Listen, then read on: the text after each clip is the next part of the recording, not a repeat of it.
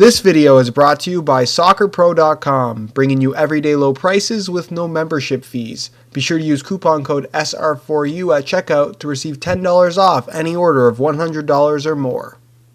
Hey guys, Josh from SoccerReviewsForYou.com, bringing you an unboxing plus on-feet video of the Adidas Predator Instinct in the latest Blackout and Whiteout colorways. Now inside the box, all you get are the shoes themselves. They do not come with any extras. That goes for both the Blackout and Whiteout pairs of the Predator Instinct. So we'll get these out of the box really quickly. And if you guys could take a second to leave a like on the video, it would be greatly appreciated.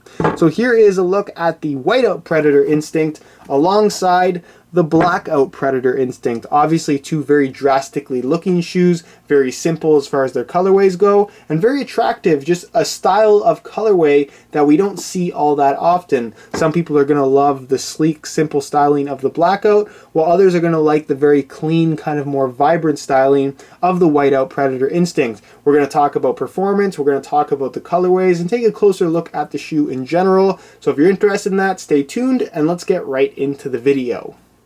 To start things off, let's take a closer look and talk about both the Whiteout and Blackout Predator Instincts. Now the first question that I want you guys to all answer down below in the comment section is which one is your preference, which is the shoe that you would want to wear. Do you prefer the Whiteout Predator Instinct or the Blackout colorway? I think that most people, if I had to guess, are going to pick Blackout, but if I had to pick the pair that I really want to wear right now, it would be the Whiteout version. It's just something that to me just looks a little bit better, it's more unique, even though you really don't see Blackout or Whiteout shoes from any of the big brands all that often. So we'll start off with the Whiteout colorway, and you can see that upon closer inspection, it's not really pure white. I think that the upper is pure white, the laces obviously, but you can see the sole plate has kind of this almost icy blue tinge to it, and then all of the rubber lethal zones have a yellowish tinge to them, something I was not expecting in person. You can see that the gel pad for the most part is pretty much a pure white. It still has that little bit of a bluish tinge to it, and you can see the slight variation in synthetic materials here where it transitions from this textured synthetic from hybrid touch. There is a little bit of a color difference there as well. It's kind of hard to match up all the different shades of white on this shoe because you have so many different materials. I honestly wish they would have gone for a solid rubber as opposed to a translucent rubber. It would have perhaps looked a little bit better, but again, I think the translucent rubber definitely doesn't look bad. Like I mentioned though, I just wasn't expecting to have that yellowish tinge to it, so definitely something worth noting if you're interested in buying a pair of these for yourself. And also keep in mind that once you wear them, probably after the first time, they're not going to be pure white anymore anyways.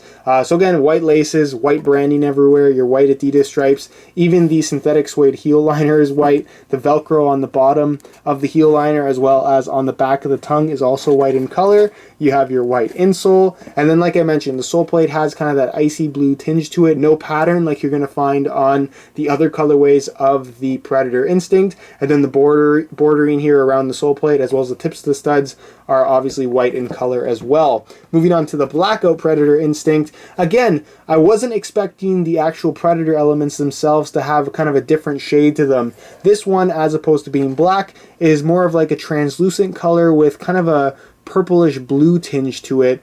Very noticeable. Hopefully you guys can see this on camera. Still looks very, very good. I'm not complaining whatsoever, but it honestly was not what I was expecting.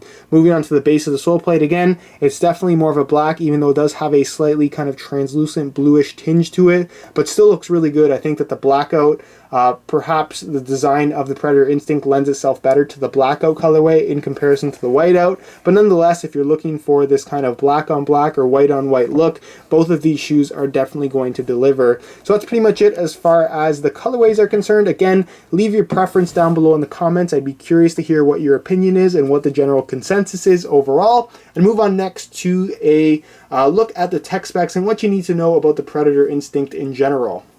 As far as the performance of the Predator Instinct is concerned, again, if you guys want as much information as possible, I would strongly recommend checking out the full written review on my website, linked down below in the description of this video, and I'll also leave an annotation on screen to my playtest video of the Predator Instinct, if again you want to hear my personal opinion on the overall performance, as well as get a look at the shoes in action.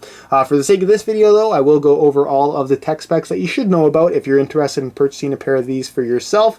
Now, as far as the upper is concerned, it is a 100% synthetic Predator, which is what we've seen over the last couple of years. The upper is made almost completely from Hybrid Touch Synthetic. You're just going to find this one little strip where you find the gel pad that's made from kind of just a variation type of synthetic. It's not too soft, but it's not really in a crucial area because the majority of it is covered up by this kind of gel pad, which we'll talk about more. Now, the Hybrid Touch Synthetic is on the thinner side. It does have a slight padded sensation about it, and it provides a really soft, almost leather-like kind of feel to it. It's very, very comfortable, and for that reason, I can't complain about it whatsoever.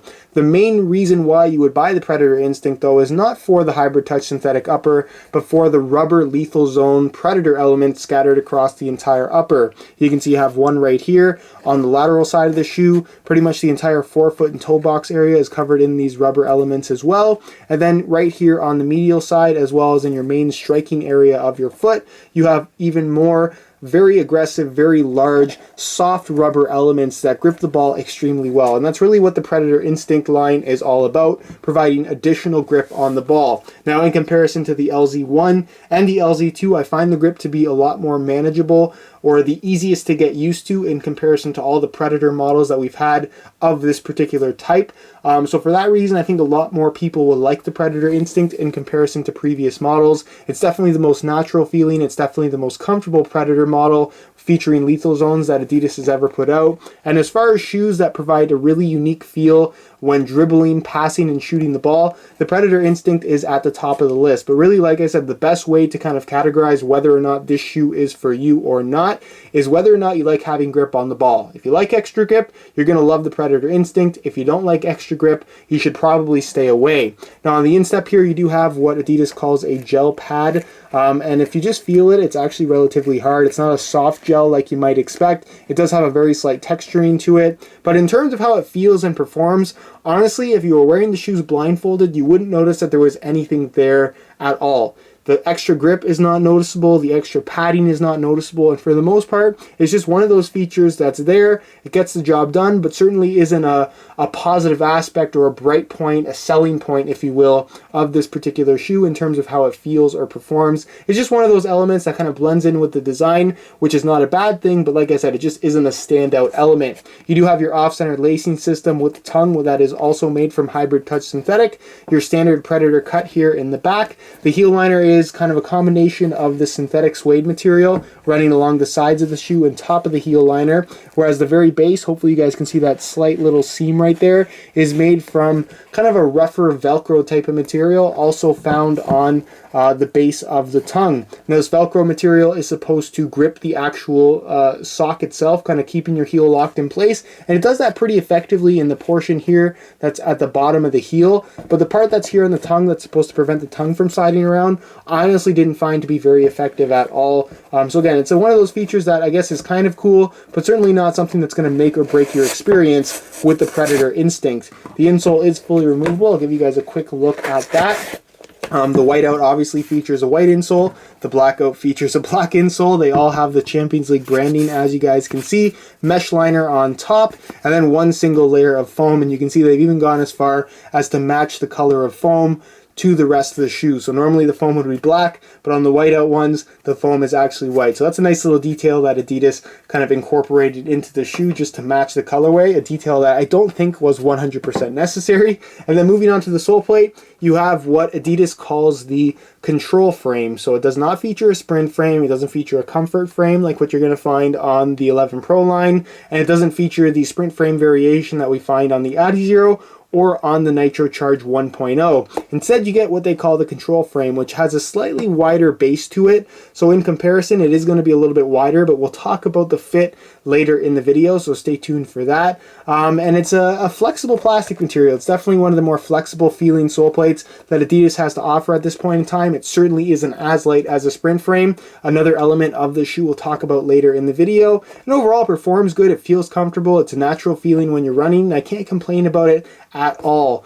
Something that is kind of interesting about the control frame is that you have this little bit of extra kind of texturing. It's difficult to see on this colorway, kind of at the base of the sole plate, that is really never going to make contact with the ball because the studs are kind of in the way. Then you have this kind of really cool looking, almost kind of tooth-like texturing here going around the edges of the sole plate. Again, this is supposed to be somewhat of a control element. To me, it looks cool. It's very interesting, but in terms of actual control and extra grip on the ball, it's not something that I really noticed much at all. As far as the stud pattern is concerned, in comparison to the LZ1 and 2, it really hasn't changed much. They repositioned the center stud ever so slightly, but other than that, it feels and performs pretty much identically to what we've gotten from past Predator models. It's that triangular stud pattern that has been made very popular on several Adidas models over the last couple of years, since 2010 when they introduced it. It definitely performs the part on firm natural grass playing surfaces. I wish they would have implemented something different for the Predator Instinct, but overall I can't complain, and it definitely does perform the part.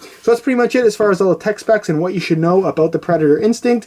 And next we'll talk about the weight of the shoe, so you guys can see whether or not this shoe is going to appeal to you based on how light it actually is.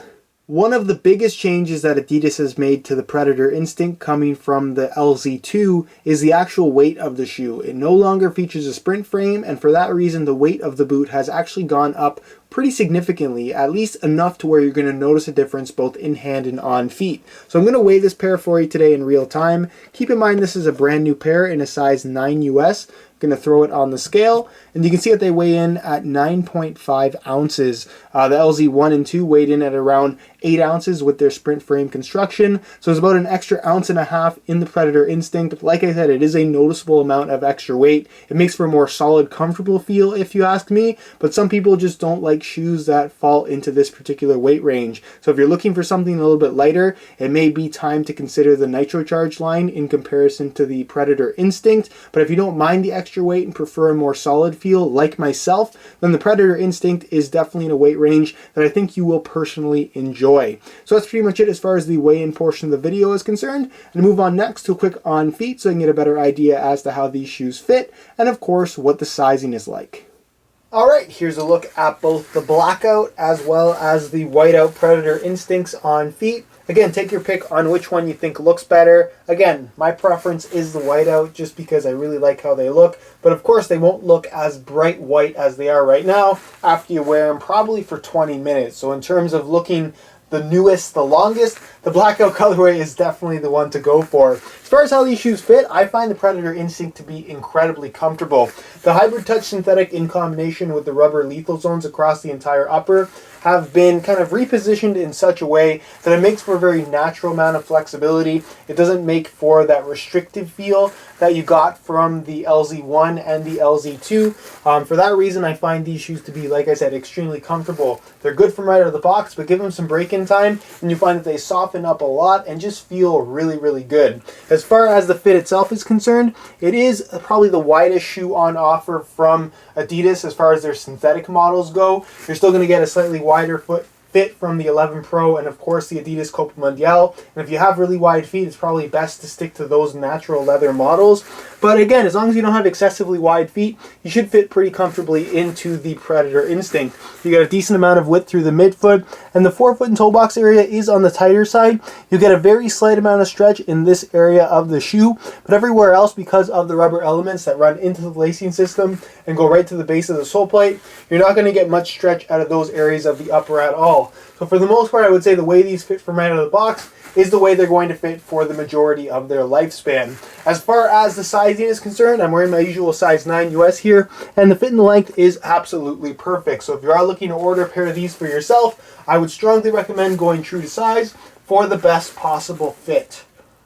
Alright guys, that's it from our unboxing of both the Whiteout and Blackout Predator Instinct models. Both really good shoes, both really good colorways, and really going to be your only opportunity at either something very subtle or very kind of clean in the form of either the Blackout or Whiteout Predator Instinct. So if you guys are interested in a pair of these for yourself, I would strongly recommend picking them up right away because I'm not sure how long these are going to be available for.